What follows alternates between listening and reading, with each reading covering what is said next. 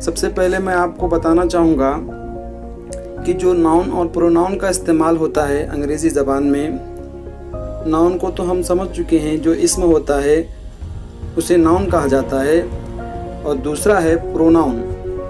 Pronoun के बारे में आज हम थोड़ी सी मालूमात हासिल करेंगे।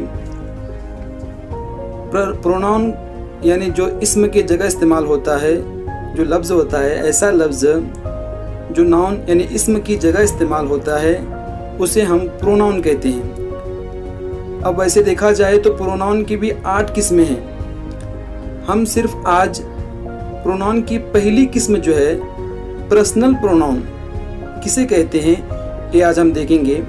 पर्सनल प्रोनाउन यानी ज़मीर शख्सी, जो प्रोनाउन किसी ख़ास शख्स, जगह या ज़ात को बताने के लिए इस्तेमाल होता है उसे पर्सनल प्रोनाउन कहते हैं।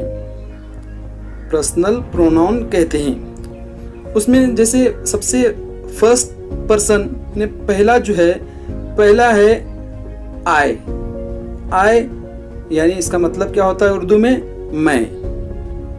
और दूसरा वी यानी हम। ये दो ही हैं, फर्स्ट पर्सन में दो ही हैं, एक आई जिसका मतलब होता है मैं, और दूसरा वी यानी हम सब। उसके बाद हम देखते हैं सेकंड पर्सन।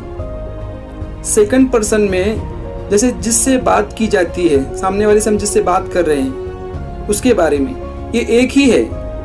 वो क्या है? वो है यू। यू यानी तुम, इसका मतलब क्या होता है? तुम या आप। चलो हम आगे बढ़ते हैं।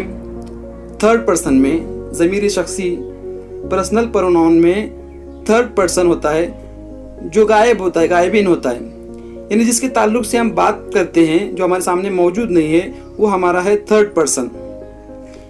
ये 4 हैं। अब वो ये 4 कौन से हैं? देखिए, सबसे पहला है ही।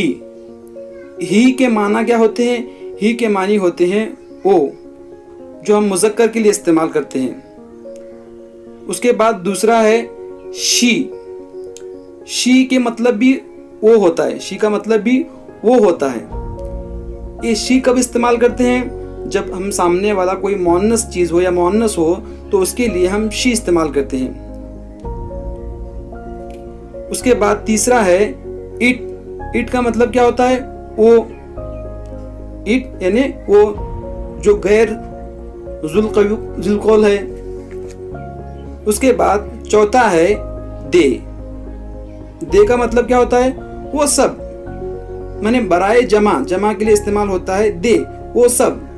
दे are boys, they are girl, वो सब लड़के हैं। इसके अलावा कुछ ऑब्जेक्टिव भी हैं जिसको हम देखेंगे, जैसे मी। मी मुझको या मुझसे, इसको इंग्लिश में क्या कहेंगे? मी। उसके बाद अस। अस यानी हमको, हमसे। ज्वाइन अस, हमसे जुड़ जाओ, हमसे मिलो। उसके बाद होता है यू। यू तुमको, तुमसे। उसके बाद आता है हिम, इसको या इससे। उसके बाद आता है देम, यानी इन सब को, इन सब से। इस तरह से हम सीखते हैं। उसके बाद माय। माय यानी मेरा। और हमारा, और क्लासरूम, हमारा क्लासरूम है। उसके बाद है यूअर क्लासरूम, तुम्हारा क्लासरूम। यूअर होम, तुम्हारा घर है। इस तरह से हम इसको सीखेंगे। ठीक है दोस्तों, यहाँ पर हम वीडियो ये ख़त्म करते हैं। अगर हमारा वीडियो आपको अच्छा लगा है तो लाइक करें, शेयर